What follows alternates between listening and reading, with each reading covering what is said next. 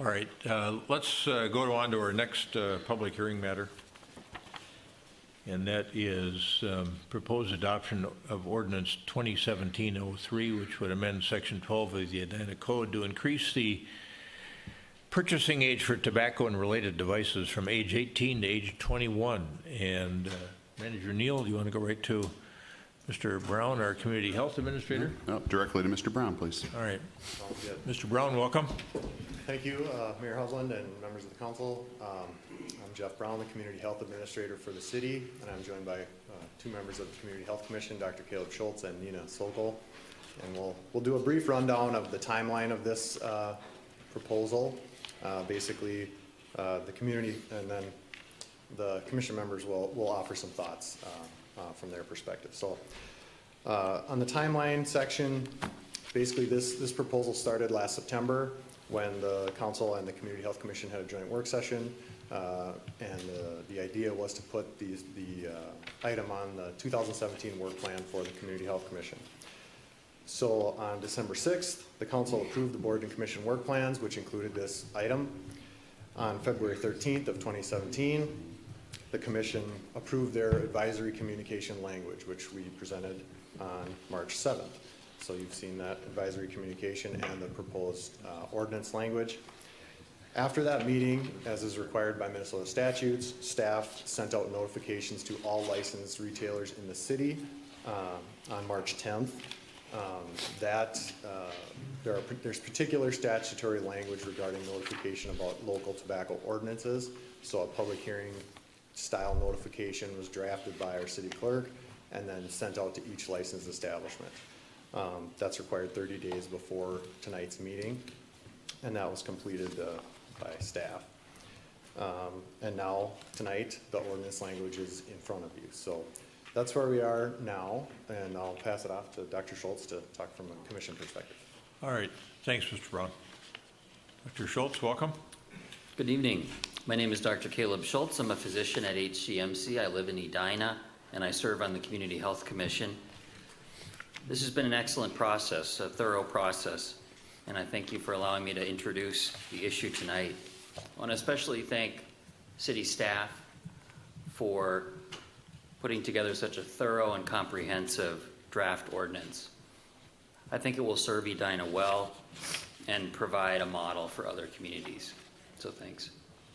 The council has already heard from me at previous meetings about the health context of Tobacco 21. So now let's hear from the community.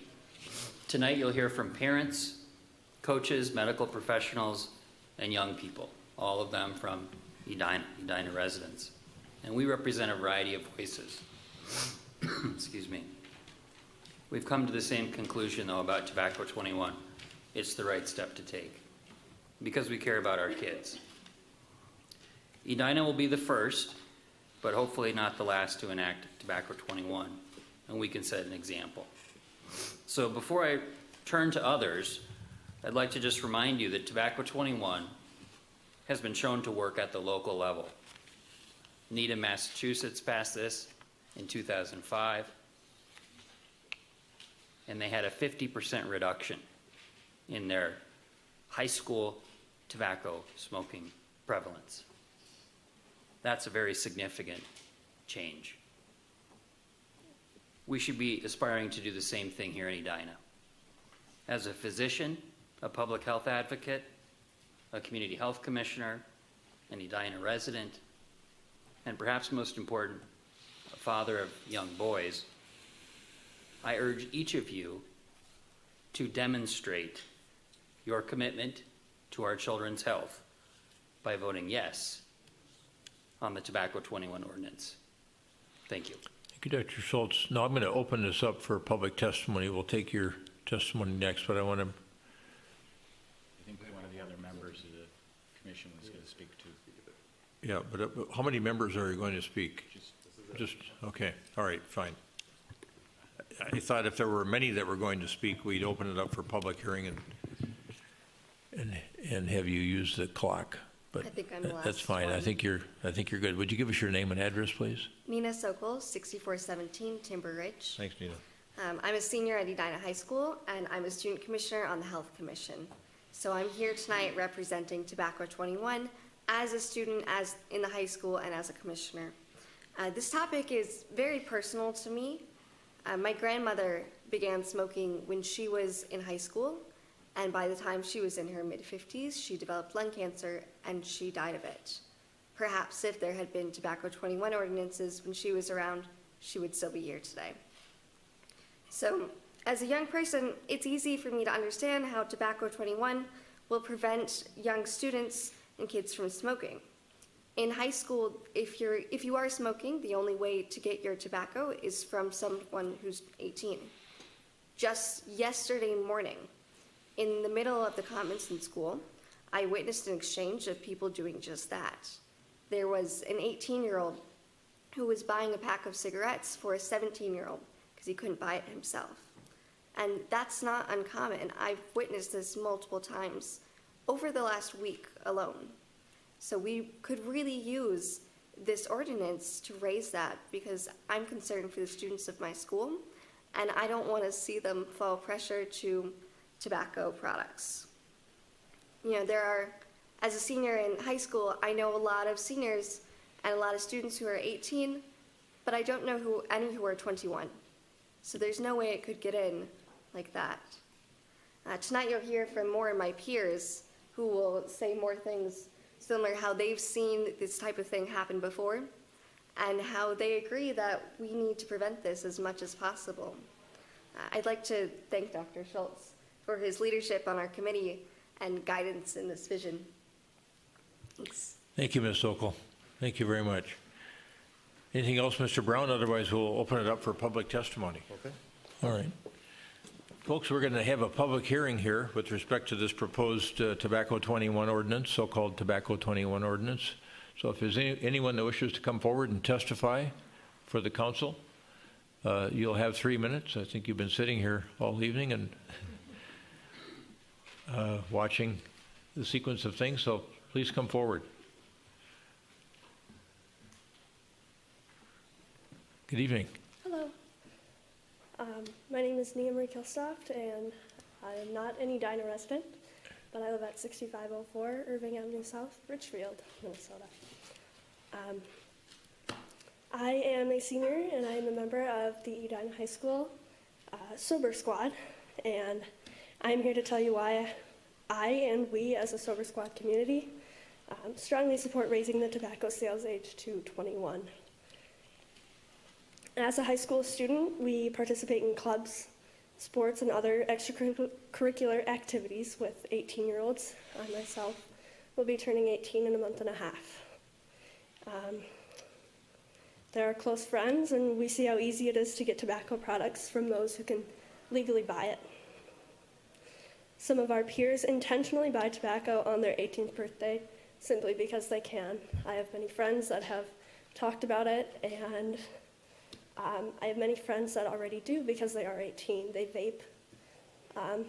That's one of the biggest tobacco uses in the high school is vaping. I rarely see cigarettes, but like I said, vaping is very prevalent in the high school community. The tobacco industry spends $29 million every day in the U.S. to market its products, and 95% of adult smokers started smoking before they were 21. At parties, it is not uncommon to see the majority of people vaping or using electronic cigarettes. It is obvious who the tobacco industry is targeting when they make candy and fruit-flavored tobacco products. They have to replace the 440,000 customers that die each year from tobacco use. This ordinance is extremely important for the health of our community and our young people. Raising the minimum sales age will significantly reduce tobacco from the high school environment. By working together, we can protect generations to come from these dangerous and deadly products. Thank you for your leadership in moving forward with this bold ordinance. We are proud to live or participate in a community that is willing to take the first step in protecting young people like me from a lifetime of addiction. Thank you. Thank you very much. Hello. Good evening. Good evening. My name is Heather Edelson, and I live with my husband and my 3 boys at 4600 Drexel Avenue in Country Club. I'm also a human rights commissioner, so you guys have seen my face before. I'm an active community member in our schools and at our city government, and I always want to see Edina, a city that my family loves, prosper. I am a wellness advocate, co-chairing the Wellness Committee at Concord, and also a member of the Edina School District's Wellness Committee. So Edina's kids' health is something I think about every day. My grandmother was a smoker since she was a little girl. When she was growing up, though, she didn't know. They had no idea. The doctors were smoking, everybody. I mean, the doctors here saying, don't smoke now, right? I mean, we should listen, right? Listen to your doctor. But when I told her about this policy, I was kind of curious. What would she think? And she says, well, of course Edina should pass that policy. I wish I would have known. And if we can tell our kids, I think it's our duty to protect them. And I know that the council makes decisions based on health, and I'm really proud of you for doing that. Like many fellow parents, I am always thinking about the impact my children will have on the community and the impact the community will have on them. I want my children to grow up free from the harms of tobacco. Raising the tobacco sales age will create an environment that will prevent children, like my own, from ever starting to smoke. Getting tobacco out of high schools will widen the gap between those who can legally buy tobacco and those who are underage. In fact, 59% of 18 to 19-year-olds have been asked to buy tobacco from somebody that is younger than them, as the young woman had just said. Not only would this ordinance be effective, but there is bipartisan support. Just a few weeks ago, I held a community information session at the Edina Community Senior Center, and I had run into a friend at Starbucks. We both are on different sides of the aisles politically, and I said, well, let me tell you about this. And he thought, yeah, that's a really smart policy. So it was nice to look at somebody that I don't agree with agree with all the time, but to find something that we do agree with here. Parents, grandparents, aunts, and uncles believe in this preventative public health policy. I hope that other communities and the state legislature will follow your lead. My family and I are proud to live here. I thank you for all the time that you're doing tonight and everything here. Thank you. Thank you.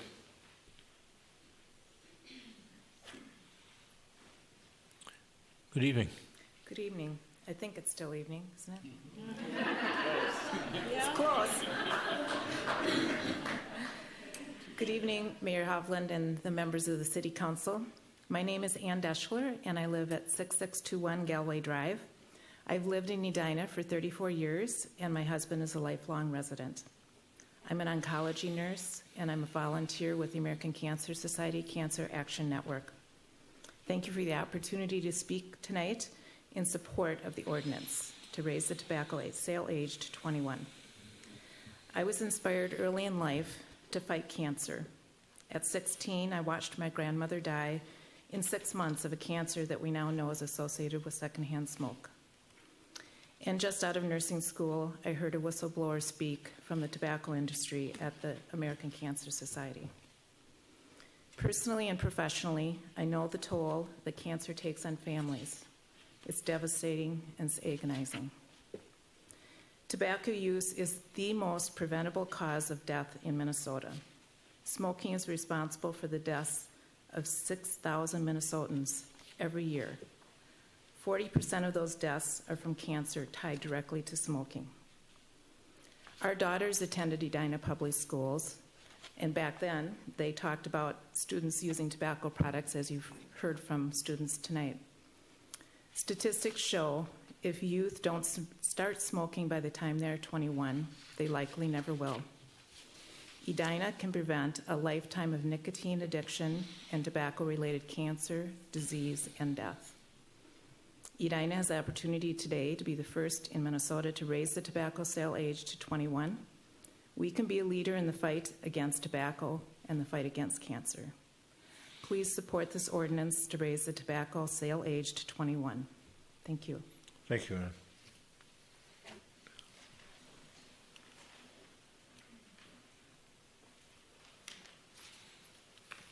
Good evening, gentlemen. Good evening. Good evening, council members. My name is Dr. John Berge. I'm a family physician.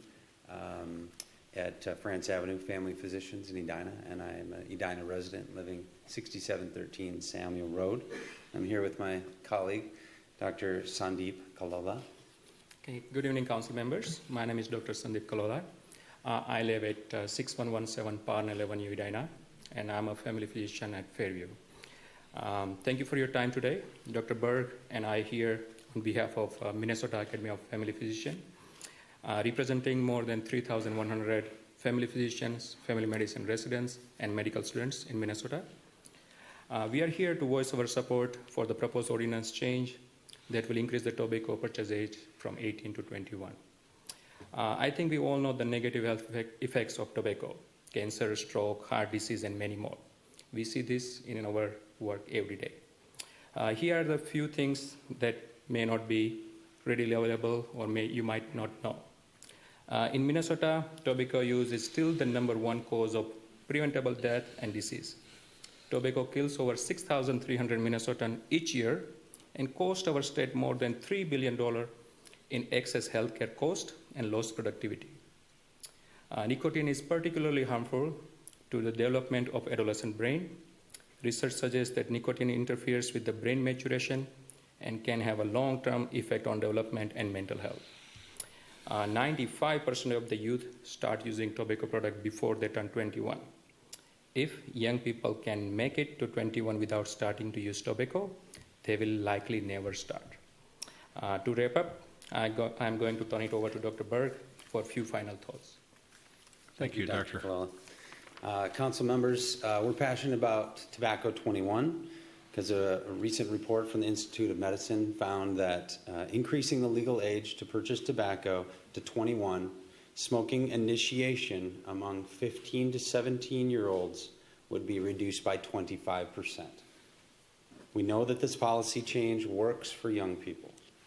Physicians and public health advocates have worked too hard to counter tobacco industry's insidious efforts to hook our kids on tobacco.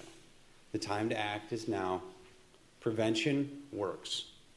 Adopting this regulation will minimize the availability and the norm of tobacco use among our children and young people, and we urge you to adopt this regulation. Thank you so much for your time. Thank you, Dr. Berge. Thank you, Dr. Kalola.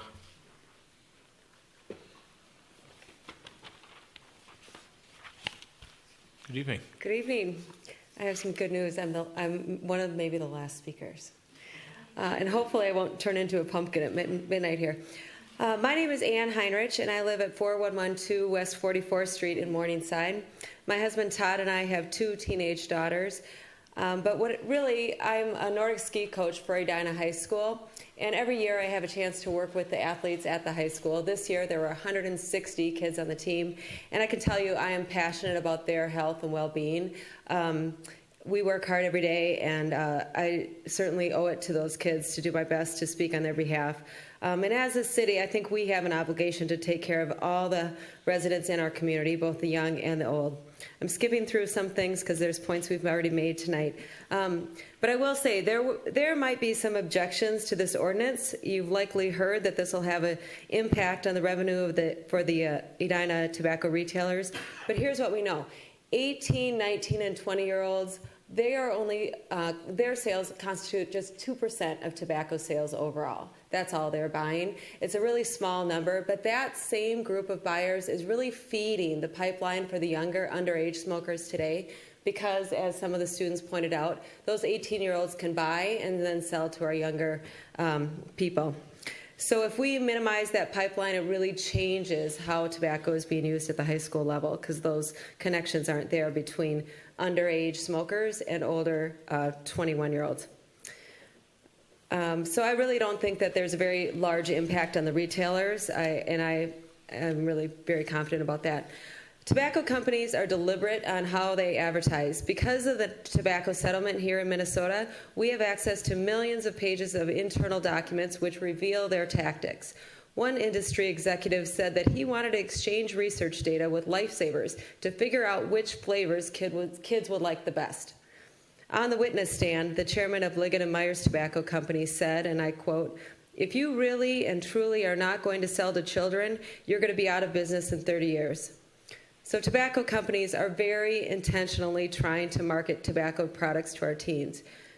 Over 220 cities in our country and 2 states, Hawaii and California, have raised the tobacco age to 21. I would really like to see Edina to be the first city in Minnesota to implement this ordinance. Hopefully other cities and maybe the whole state of Minnesota will follow our lead. I would love to be a leader. I mean, that would make me really happy to put Edina out there as the first city to go. As an Edina high school coach, I can tell you that those high school teams work hard constantly to be #1 in the state. So now it's our turn, and let's do this on their behalf. In closing, I'd like to share a quote of a hero of mine, Helen Keller, who, as you know, was both deaf and blind, but she worked tirelessly to make the world a better place. She said, "I cannot do everything, but I can do something. I will not fail to do the something I can do." And I think this is something we could do. I hope you'll take my comments and those of the other testifiers into consideration. I care about the youth in this community, and I know you do too. Thank you. Thank you, Ms. Heinrich.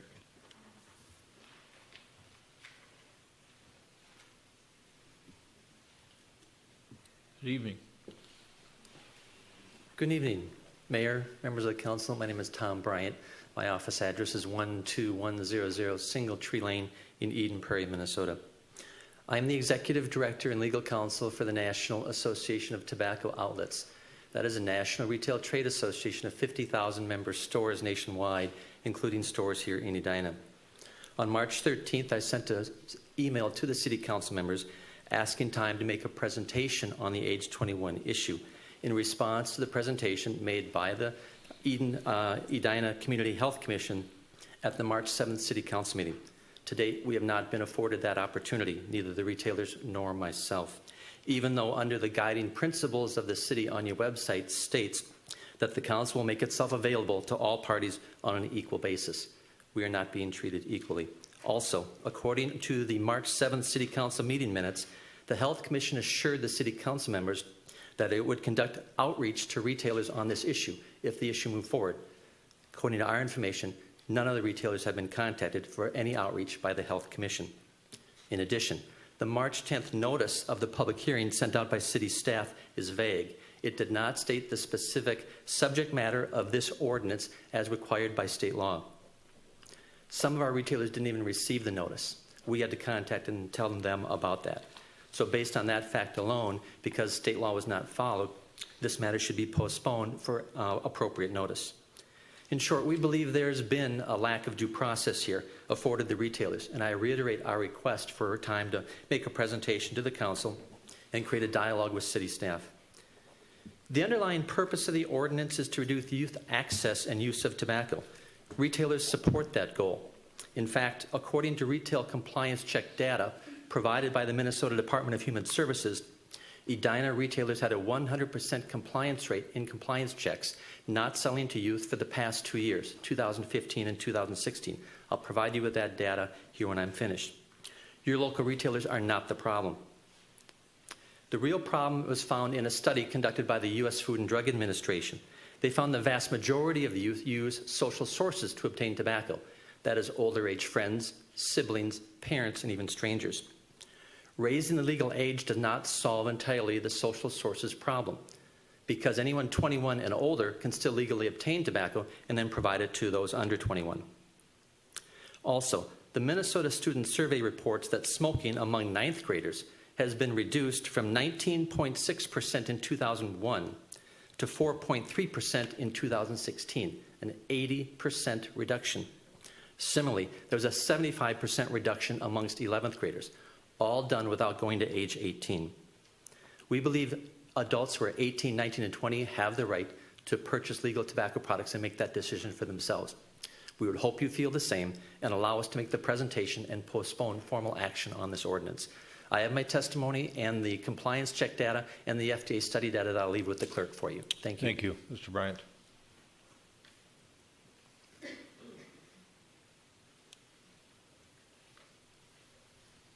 Now I think it's good morning. Mr. Mayor, City Council members, my name is Mark Olson. I own and operate the BP station located at 5209 Vernon Avenue. I have owned this operation for the past 10 years, And during that time, we've always passed tobacco compliance checks and trained my store clerks and will take responsibility of selling tobacco products very seriously. We are simply not the source of tobacco for underage youth here in Edina. Other speakers have said it's adults that act as a social source for the youth here in Edina, and minors will be resourceful in ways to continue to obtain tobacco from the people who are 21 and older. This ordinance will not solve the social sources problem and will only penalize my store, even though we have always complied with the law. My store will lose an important amount of business from the 18, 19, and 20-year-old customers. We can't make that lost business up by selling just bananas. These young adult consumers are very mobile, and they simply will drive a couple of miles to Richfield, Bloomington, South Minneapolis, St. Louis Park, or Minnetonka to buy their tobacco, gas, snacks, and other beverages. And to make matters worse, they will likely patronize other kinds of stores in these surrounding cities to the detriment of the Edina's other retailers. So the economic fallout will not be limited to just convenience stores and gas stations in Edina. This ordinance will make Edina an island, and law-abiding retailers will be penalized even though they have done nothing wrong. If you want to support raising the legal age, then it would be better to do so by talking to Edina state lawmakers to take up the issue at the state level. As our local elected officials, you need to take care about the small businesses here in Edina. But given what has transpired in this ordinance and the lack of outreach to retailers, I question how much you really care. And by the way, this letter was dated on the 10th, and I got it last Monday in the mail. So just so you know, for my notification. This is not right, and I urge you to postpone any further decision about raising the legal age until the city staff and health commissioner and retailers can all sit down together and talk about how to solve the problem for underage youth obtaining tobacco. Thank you for your time. Thank you, Mr. Wilson.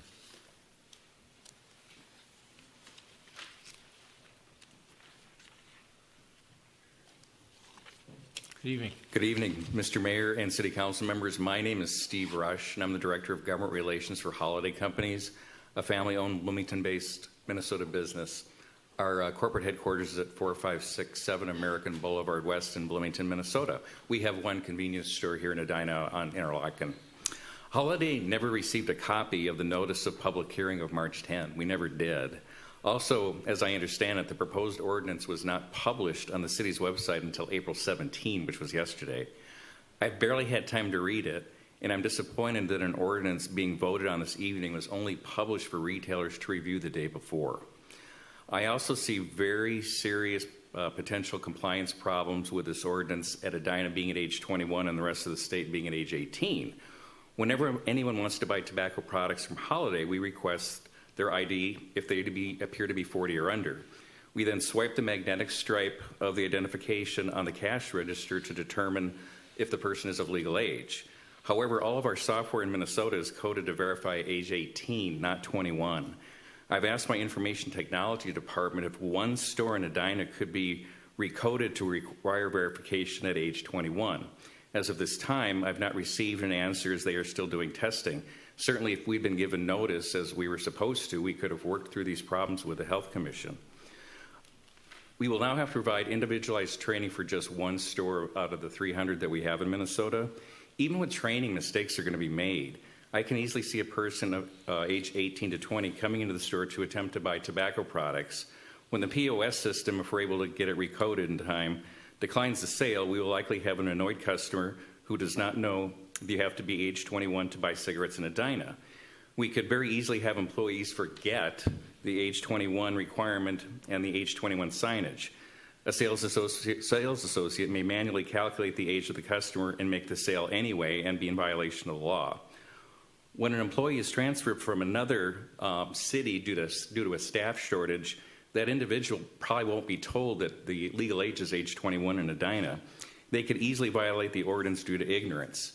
We normally terminate employees who sell an age-restricted product to a minor, and it would be a shame for them to lose their job. This ordinance becomes effective upon adoption. There's certainly some practical problems here that still need to be worked out if you wish to pass this. Therefore, I strongly urge you to table this ordinance until the appropriate dialogue can be had. Thank you very much. Thank you, Mr. Rush.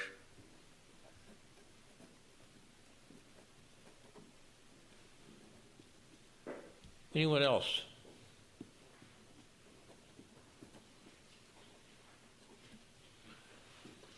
Seeing no one coming forward, is there a motion to close the public hearing? So moved.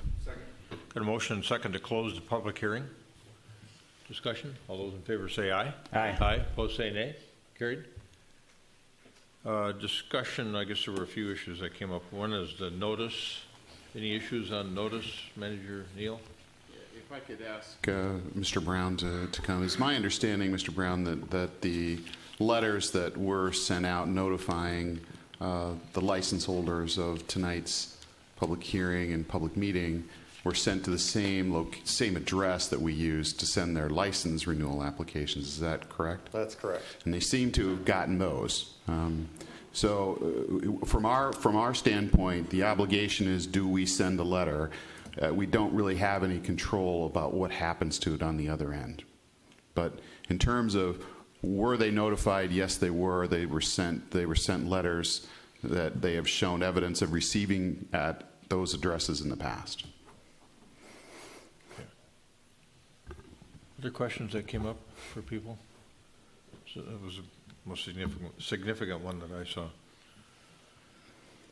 Also, Your Honor, in terms of when this becomes effective, if you wanted to delay the effective date of it, you could. That's certainly within your discretion to provide some time for POS systems to be modified, or for people to provide training to their staff on the new requirement. Certainly is part of the discretion of the council to put a delay in the effective date of the ordinance. Yeah.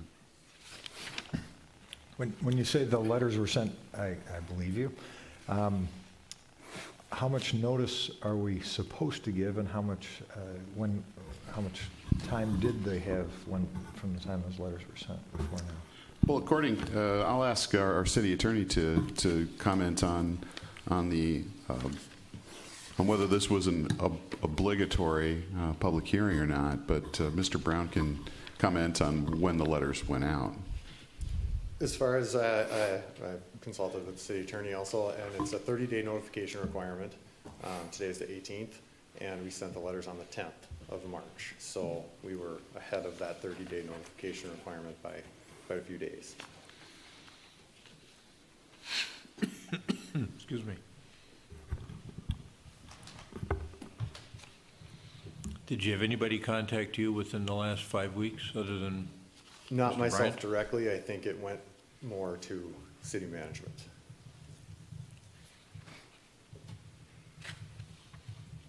I did not. All right. Does anyone on the council have any questions about the proposed changes in the ordinance? Or is there a thought amongst council members about viewing this or potentially approving it on a first reading basis this evening, or postponing this to another time? Member Fisher, question? So my question is probably similar to one I had at our last meeting on the Market Street ordinance. So when we talk about a first reading, can somebody walk me through, as I'm still going to play the new guy card, okay, just for a little while.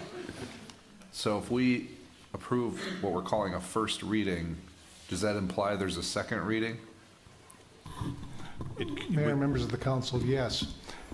First reading is a preliminary, and then that doesn't adopt the ordinance. It's the second reading that adopts the ordinance. It becomes enacted when you adopt the ordinance on the second reading. But you can waive the second reading. If you have a unanimous approval. So you have the discretion to, you can have those readings be at one date and then the second reading be at a subsequent date. or you can have those readings both occur simultaneously if there's unanimous approval of the action. But unless we do something different, the only public hearing would be tonight's public hearing. Normally, it's not automatic that we do a public hearing for every ordinance that we do. We're doing this one because council asked for that. Right. So what was interesting for me on the Market Street, we did the first reading, and then apparently the second reading maybe was quietly done in a closet somewhere, right? I mean, you technically don't have to have another public event, right? Because in that case, it was a unanimous vote the first time. Director Milner. I can clear up the Market Street issue from last time. It was written as staff approve Market Street name change and waive second reading. So it was in the write-up. So there was a comment, I believe, by someone that we thought we had to come back for second, but it was in that language to approve it at once and waive that second reading. Mr. Mayor. So just a few comments. First of all, I thank you to Mr. Brown and Dr. Schultz and Commissioner Sokol and everybody who stayed around. I mean, we're after midnight now. I know a lot of folks got an education in the public process tonight. You probably weren't looking for it, but I appreciate that you stuck with this and that we got the perspectives, a broad range of perspectives, some in favor, some opposed, some cautioning. It's been an enlightening experience for me. I'm very persuaded by what the commission has come up with and the information that persuades me that we'd be improving the health of young people in our community. I also want to say that I appreciate the comments and the information that's been provided by those who are opposed. I will say that I don't think the issue is compliance by retailers. I applaud the fact that our retailers in our community are abiding by the law and doing so in a very conscientious way. A perfect record is that you can't do much better than that.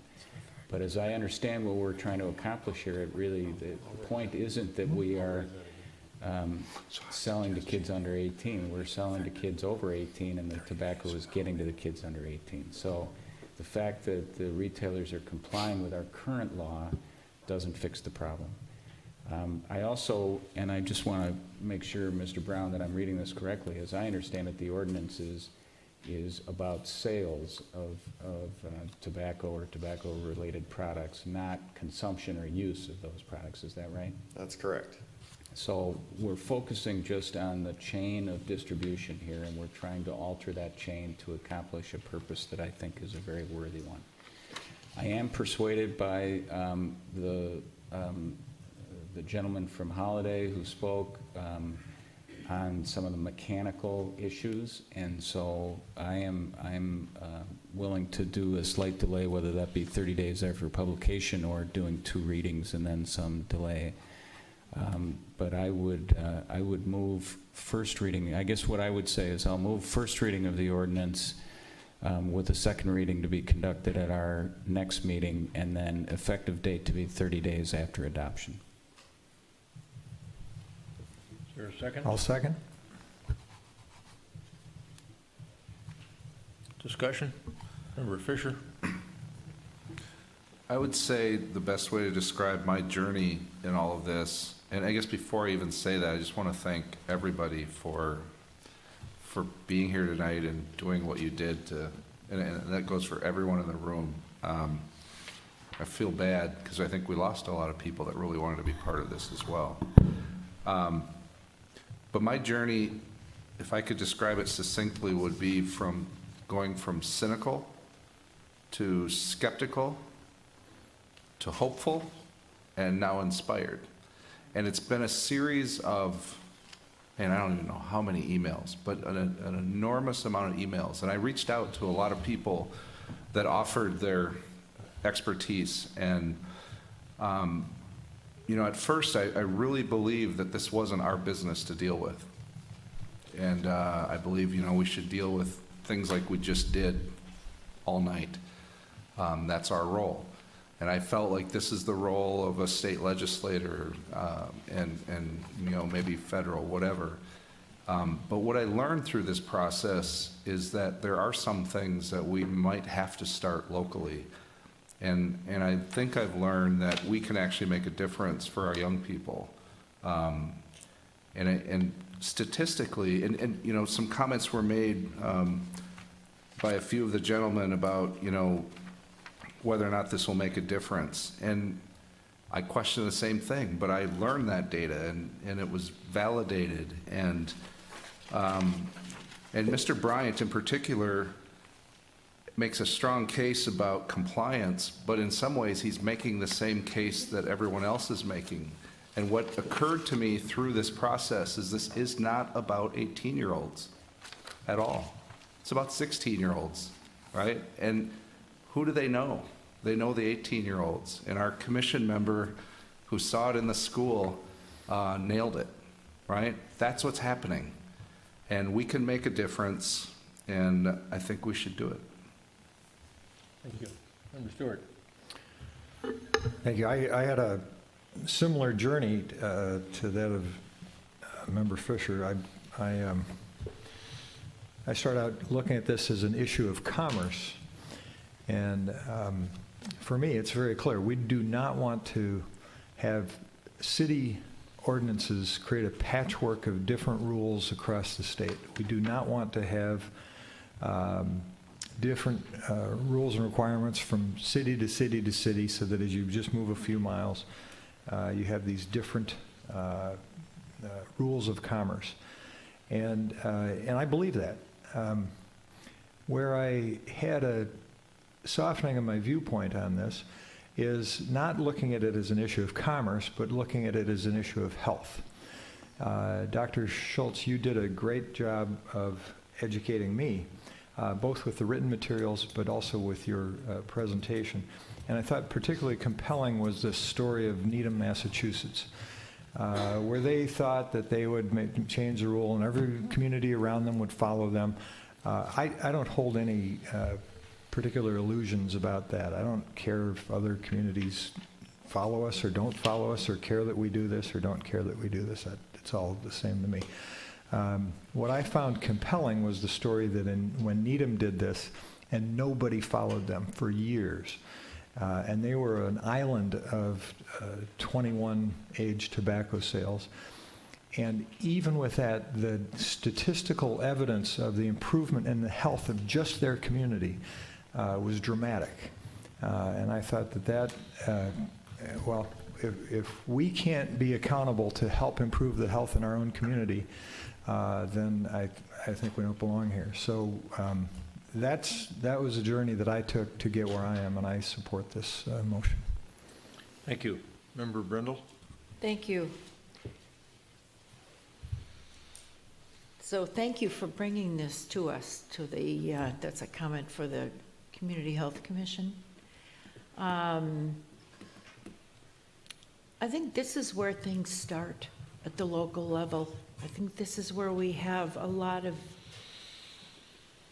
influence and a lot of ability to influence. So I'm much in favor of this. I think the health of our young people is our responsibility. So. Thank you. For me, it's a fairly straightforward situation. The long-term benefits to public health far outweigh the commercial aspects of this. I have some empathy for people trying to make a living in small business, or even in our larger businesses like holiday companies. But it's just too important an issue on a long-term basis. And here we are poised as a community, unbeknownst to us, frankly, that we would lead the way in Minnesota, or could potentially lead the way in Minnesota. But we have in other areas as well. You know, to Member Brindle's point about some of this activity being grassroots that you think should have its origination somewhere else, maybe at the state legislature, maybe at the federal level. Well, think back to the U.S. Mayor's Climate Protection Agreement back in the mid-2000s. It wasn't a concern about global warming at the federal level that drove us to the Paris Accords and the Kyoto Protocol. It was local government, grassroots movement that changed how we looked at things and how we looked at this warming climate of ours, or the warming planet. So this, for me personally, fits right in the realm of things that we should be doing and things that we can do and where we can make a difference. And as Member Stewart points out, we've got proof from Needham, Massachusetts. And I'm sure if we looked at the data hard, including the article from Minnesota Medicine about the number of people we can positively affect or prevent, 3,000 plus young people in Minnesota from taking up smoking by changing the smoking age by 3 years from 18 to 21 and getting rid of that pipeline contact problem that we see proliferating that Ms. Sokol talked about. So I support it as well. I'm sensitive to the implementation issues in terms of giving people time. I'd actually give them a little bit more time, I think, than 30 days past the final approval. I think I'd be tempted to go 60 days. But, give them a little bit of time to make those system adjustments on their point-of-sale equipment. So, but Member Staunton, your motion, I believe. So I don't know if you want to take a friendly amendment for 60 days or a date certain, July 1st. So 60, I'd be willing to accept this friendly amendment for 60 days from the date of adoption, with the second reading being at our next meeting. Correct. And I'll accept this amendment. All right. All right.